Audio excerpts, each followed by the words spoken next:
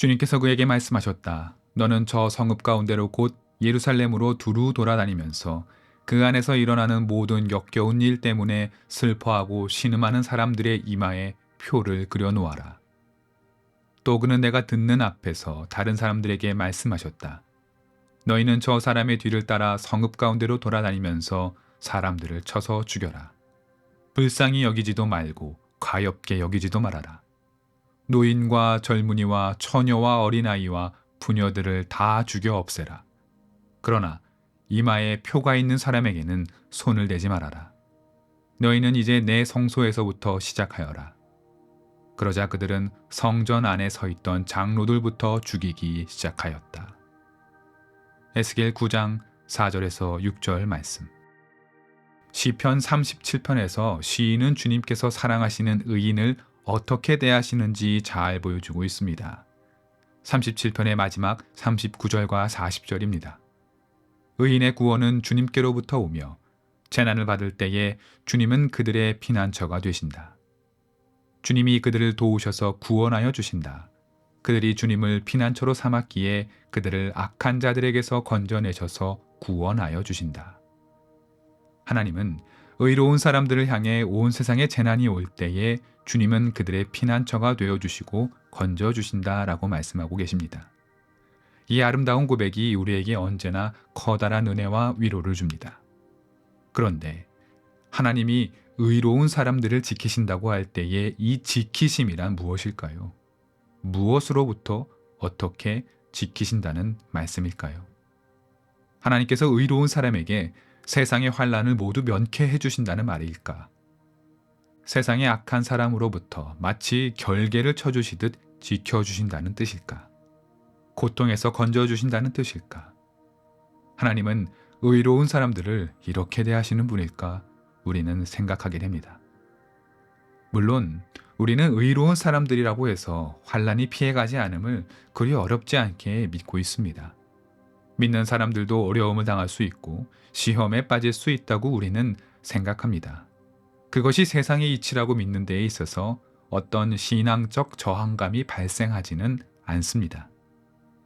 그런데 우리의 이성과 합리의 판단을 완전히 넘어서는 압도적인 고통과 환난 앞에 서게 될 때, 우리의 예측을 완전히 벗어나는 사태에 직면하게 되었을 때 이야기는 달라집니다. 더욱이 커다란 비극을 맞이한 이가 평생 의로움을 지키며 산 사람일 때, 평생 바르고 정직하게 살아간 사람일 때, 일생을 베풀고 겸손하게 살며 타의 모범이 된 삶을 살아간 사람일 때 믿음과 고통의 간격은 한없이 벌어집니다. 이 압도적 크기의 상실감은 우리가 평소에 지니고 있던 합리적인 신앙의 틀, 즉 신앙인도 어려움을 당할 수 있다라는 이 합리적으로 보이는 공식이 붕괴됩니다. 그리고 우리는 이런 고통의 신음을 내뱉을 수밖에 없습니다. 하나님 도대체 왜 이러시는 겁니까? 하나님 도대체 어디에 계신 겁니까? 오늘 우리가 마주한 에스겔 9장은 예루살렘 멸망에 대한 에스겔의 환상입니다. 에스겔의 환상은 우리가 어제부터 읽었던 8장에서부터 시작되었습니다. 에스겔이 본 예루살렘 멸망의 환상은 그야말로 무시무시한 비극입니다. 6절을 보십시오. 노인과 젊은이, 처녀와 어린아이, 부녀자들을 가리지 않고 모조리 몰살당한다 라고 말하고 있습니다. 이 끔찍한 환상은 단지 환상으로 끝나지도 않았습니다. 에스겔의 이 환상이 8장 1절에 의하면 제6년 6째 달 5일, 즉 에스겔이 환상을 본 지 14달 후, 그러니까 역산하면 기원전 592년 9월경입니다. 역사적으로 이때로부터 6년 후 예루살렘은 바빌로니아에 의해 멸망당하고 에스겔의 이 잔혹한 환상은 실제가 됩니다. 역사가들에 의하면 에스겔의 환상보다도 더 심한 참상이 예루살렘에서 펼쳐졌다라고도 말합니다. 예루살렘 심판의 이유는 우리가 이미 여러 차례 보았듯 예루살렘의 죄악 때문입니다. 우상 숭배, 제사의 타락, 성전의 몰락, 왕과 신하들의 부정과 부패, 온 백성의 하나님 업신여김이 바로 그 이유입니다. 그런데 오늘 우리가 에스겔 9장을 묵상하며 한 무리의 특별한 표를 받은 사람들이 있음을 보게 됩니다. 하나님은 이른바 죽음의 천사들이라 말할 수 있는 하나님의 6천사와 서기관 역할을 맡은 천사 하나를 내려보내 예루살렘을 처단하는데, 그 일을 실행하기 전에 아주 소수의 사람들을 선별하여 표를 이마에 그려줍니다. 4절입니다. 주님께서 그에게 말씀하셨다. 너는 저 성읍 가운데로 곧 예루살렘으로 두루 돌아다니면서 그 안에서 일어나는 모든 역겨운 일 때문에 슬퍼하고 신음하는 사람들의 이마에 표를 그려 놓아라. 그 표를 받은 사람들은 이미 패역한 예루살렘 안에서 모든 역겨운 일을 슬퍼하고 신음한 사람들입니다.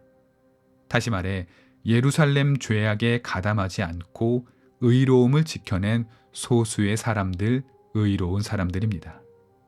이 사람들은 선별되어 주님의 천사로부터 표를 받고 구별되었습니다. 그리고 6절 중반부는 이 표를 받은 사람을 살려주시는 하나님의 말씀이 나옵니다. 6절의 일부입니다.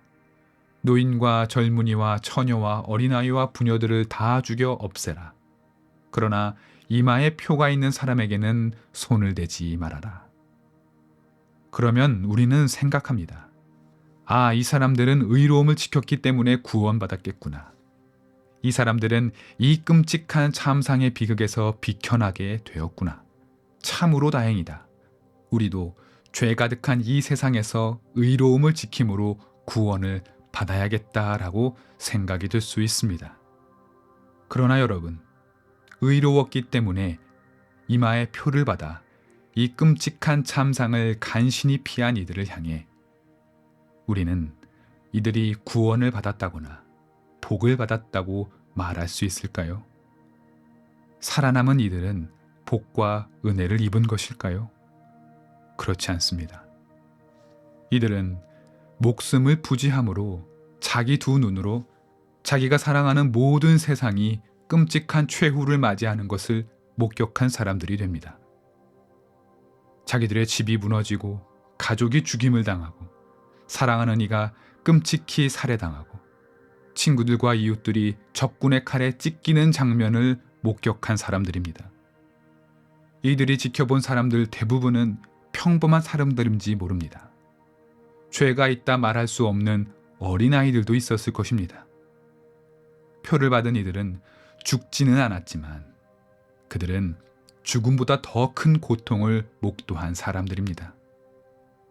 게다가 이들은 참상 속에 살아남았기에 포로가 되어 바빌로니아로 끌려간 사람들입니다. 그들은 손에 밧줄이 묶이고 발에 착고를 채운 뒤에 고통스럽게 유배를 떠나는 와중에 눈앞에는 참상의 모습들이 어른거리고 머릿속엔 이웃들의 비명이 가득했을 것입니다. 따라서 이 표를 받음은 상급도 아니고 구원의 표지도 아니며 은총은 더더욱 아닙니다. 오히려 끔찍한 기억을 각인시켰다라는 점에서 하나님의 징계라고 말할 수도 있겠습니다. 이 표를 받아 목숨을 구한 이들은 하나님께 도대체 나에게 왜 이런 고통을 보이게 하시는 것인가 울부짖으며 탄원했을지 모릅니다. 하나님은 도대체 어째서 이 표를 이들에게 나눠주어 이 고통을 처음부터 끝까지 지켜보게 하신 것일까요? 그것은 기억하게 하기 위함입니다. 불의한 세상의 끝이 어떤 모습일지, 타락한 세상이 어떤 모습으로 끝이 날지에 대하여 기억하고 그 기억을 전달하게 하기 위함이었습니다. 그렇기에 하나님이 의로운 이들에게 내리신 표는 거대한 책임이며 막중한 증인으로서의 사명입니다.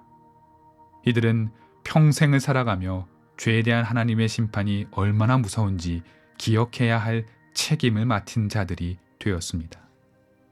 역시 그렇기에 하나님은 가장 의로운 자들을 구별하여 이 표를 주어 살게 하신 것입니다. 너희들이 보고 듣고 겪은 이 모든 참상을 몸에 새겨 다시는 불의한 세상을 만들게 하지 말라는 거룩한 책임을 그들에게 부여하신 것입니다. 하나님은 오늘도 의로운 사람을 찾고 계십니다. 의로운 사람에게 표를 나눠주시기를 원합니다. 그런데 그 표는 세상이 말하는 복과는 거리가 멉니다. 의로운 사람은 홀로 고고히 서서 거룩한 외양을 갖추고 세상과 동떨어져 있는 사람들이 아닙니다. 하나님의 복의 표를 받은 의로운 사람은 세상의 슬픔을 목도하는 사람입니다. 세상의 슬픔을 온몸으로 간직하는 사람입니다. 세상의 불의 앞에 통증을 느끼는 사람입니다. 세상의 불의에 마음이 타들어가는 사람입니다. 세상의 슬픔에 눈물 흘리는 사람입니다. 세상의 고통을 외면하지 않는 사람입니다. 아침 묵상으로 하루를 여는 여러분, 하나님의 표를 받는 사람들이 되십시오. 의로운 사람이 되십시오. 그리고 세상의 불의를 온몸으로 끌어안아 슬퍼하고 분노하며 의로움을 세상에 전하는 사람들이 되십시오.